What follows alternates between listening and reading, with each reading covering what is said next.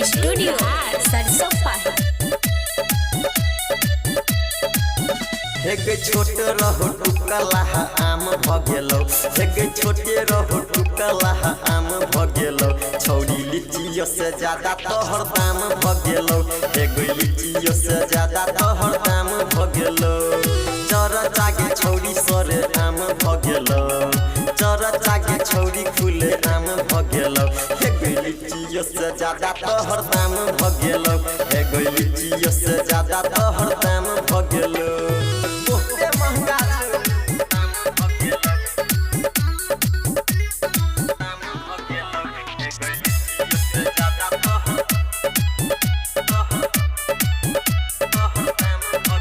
ये कम करे न तू दाम कि न लेबो पूरा आम। खोल पर तोने छौरी तोरा चौक पे दुकान।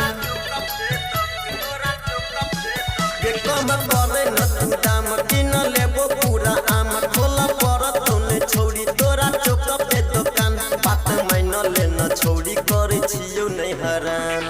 कहे छियो छौरी तोहर नाम भगेलो, कहे छियो छौरी तोहर नाम भगेलो। लीचियों से ज्यादा तोहर दाम भगेलो, हेगे लीचियों से ज्यादा तोहर दाम भगेलो।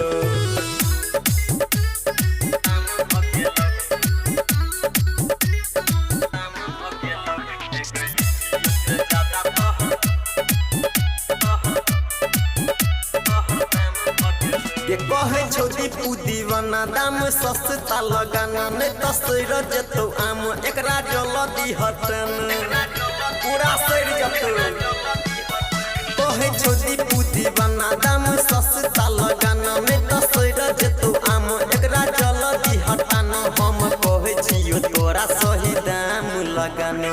छोटे रहो टुकला आम भगेलो, हेगे चरचा छौरी सरे आम भगेलो।